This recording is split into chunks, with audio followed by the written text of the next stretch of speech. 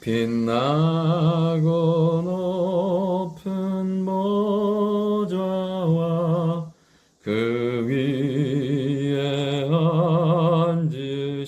앉으신 주 예수 얼굴 영광이 해같이 빛나네. 해같이 빛나네. 아멘. 하나님 말씀 사사기 13장 1절부터 14절의 말씀입니다.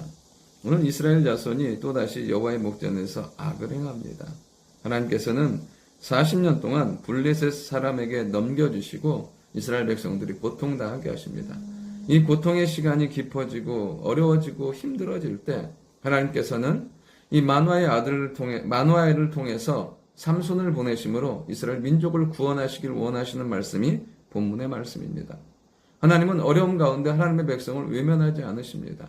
반드시 구원하시고 승리하게 만들어 주십니다.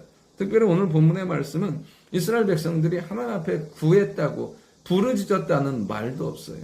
그런데 무엇이요? 하나님의 말할 수 없는 사랑이 그들을 그 고통 가운데서 건져내는 것을 보게 됩니다.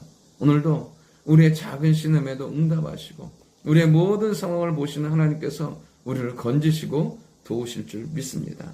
오늘 본문을 통해서 첫 번째로 한번 살펴본 것은 무엇이냐면 하나님은 구원을 위해서 이 땅 가운데 삼손을 보내셨다는 사실입니다. 5절에 보면 그가 블레셋 사람의 손에서 이스라엘을 구원하기 시작하리라 말씀하십니다. 하나님의 사람을 이 땅에 보내시는 이유는 분명히 있습니다. 구원하시고 택하시고 복되게 만드셔서 그를 통해서 영광스러운 존재를 만들어 주시는 것입니다. 그러니까 한 사람 한 사람이 다 그런 복된 존재, 의미 있는 존재인 거죠. 우리가 분명히 알아야 될 것은 바로 그런 존재로 이 땅 가운데 태어났다는 사실이에요. 예레미야 1장 5절에 보면 내가 너를 모태에서 짓기 전에 알았고 말씀하십니다. 에베소 1장 4절에 보면 창세전에 그리스도 안에서 우리를 택하셨다고 말씀하세요. 그러니까 우리의 존재는 이 땅 가운데서 우연히 어쩌다가 태어난 것이 아니라 이미 창세전부터 하나님이 우리를 계획하셨고 그리고 이 땅 가운데 준비하시고 지금 이 시간에 우리를 보내셨다는 사실이에요. 여러분 정말 우리는 그런 존재인 거예요. 그러니까 세상이 판단하는 돈 아니면 학벌, 외모, 지식, 배경 아니면 이 땅 가운데 태어난 그 가정의 상황 이 어떤 걸로도 우리를 판단하고 정죄할 수 없는 거죠. 그러니까 우리가 그런 것으로 무너져 버린다면 우리의 가치와 우리의 존재를 너무나 낮게 평가하는 거예요. 우리는 하나님의 그 놀라운 계획 가운데 이 땅 가운데 보내심을 받았어요. 창세 이후로 이 땅 가운데 우리가 태어나기 위해서 하나님이 얼마나 놀라운 섭리와 계획 가운데 우리를 지키셨는지를 믿고 살아간다면 우리의 삶이 복된 존재, 아름다운 존재, 은혜의 존재가 될 줄 믿습니다. 오늘 본문에 보면 하나님의 사람이 마누아와 그의 아내에게 삼손이 태어날 것을 이야기합니다. 이것을 수태고지라고 해요. 성경에 보면 수태고지는 크게 예수님과 세례 요한, 이 삼손, 좀 넓게 보면 이삭 정도예요. 여러분 보십시오. 얼마나 하나님의 그 놀라운 역사들이 일어났습니까? 예수님이 태어나시고 그리고 그 사람들이 태어남으로 말미암아 얼마나 놀라운 역사들이 일어났습니까? 여러분 우리가 이 땅 가운데 하나님께서 우리를 이 땅에 보내실 때는 그처럼 크고 놀라운 계획 가운데 우리를 보내셨다는 사실이에요.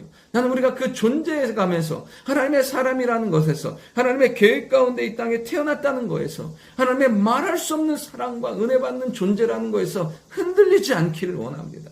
그 확신만 있다면 이 땅을 능히 승리하며 살아가게 될 줄 믿습니다. 그리고 두 번째로 살펴본 것은 무엇이냐면 이 삼손은 태어나면서부터 죽을 때까지 하나님 앞에 구별된 사람이라는 거예요. 여러분 보통 성경에 보면 나실이는 일정 기간 하나님 앞에 드려진 존재였어요. 그런데 삼손은 어떤 사람이에요?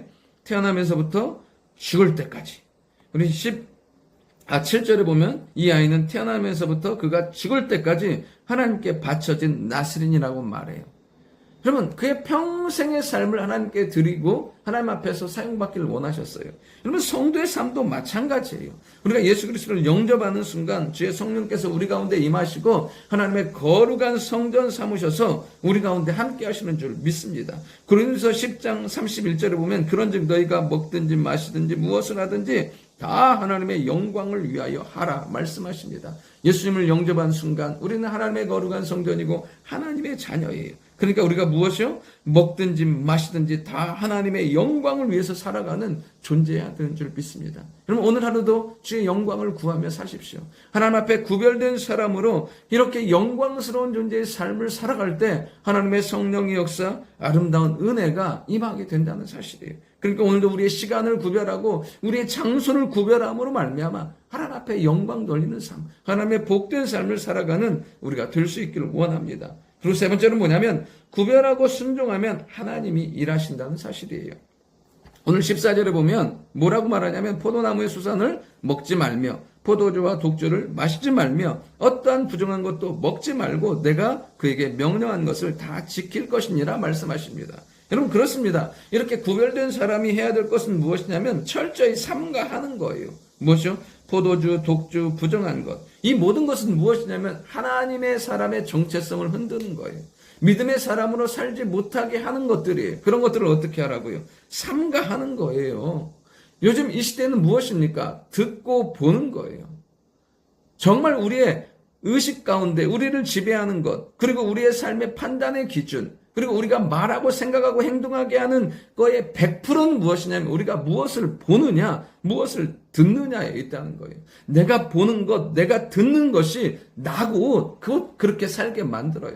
오늘도 우리를 부정하게 하고 악하게 하는 것을 듣거나 보는 것이 아니라 거룩하고 아름다운 것들을 사모함으로 말미암아 우리 안에 있는 신앙의 정체성, 우리가 거룩하게 살고 우리의 삶에서 영적인 능력이 뿜어져 나오도록 살아가는 우리가 될 수 있기를 원합니다. 그러니까 삼갈 것들을 분명히 삼가하는 거예요. 그 다음에 또 무엇입니까? 명령한 것을 지키는 거예요. 오늘 하루도 내게 깨닫게 하시는 것, 그 말씀대로 순종하며 살아가는 거예요. 여러분 그렇게 사는 게 매번 쉬운 건 아니에요. 그러나 그렇게 살아갈 때마다 하나님은 그 가운데 기름 부어 역사하시고 능력 가운데 은혜 베풀어 주실 줄 믿습니다. 순종, 두렵고 떨림으로 순종하는 것. 여러분 우리는 자꾸만 결과까지 내가 책임지려고 해요. 우리는 결과는 주께 맡기고 오늘을 믿음으로 살아가는 거예요. 감사함으로 기쁨으로 자그마한 순종을 이루며 나아갈 때 하나님은 크고 놀라운 열매를 맺고 겨두게 만들어 주실 줄 믿습니다. 오늘 하루 이런 거룩함으로 기쁨으로 능력으로 승리하는 축복의 하루가 될 수 있기를 원합니다. 좋으신 아버지 하나님, 거룩한 하나님의 백성으로 온전히 거룩함과 아름다움과 영광과 복됨을 추구하며 살아갈 수 있도록 인도하여 주시고 우리의 작은 헌신, 작은 순종, 작은 믿음의 결단이 풍성한 열매로 맺어질 수 있도록 주여 은혜 베풀어 주옵소서. 예수님의 이름으로 기도드립니다. 아멘.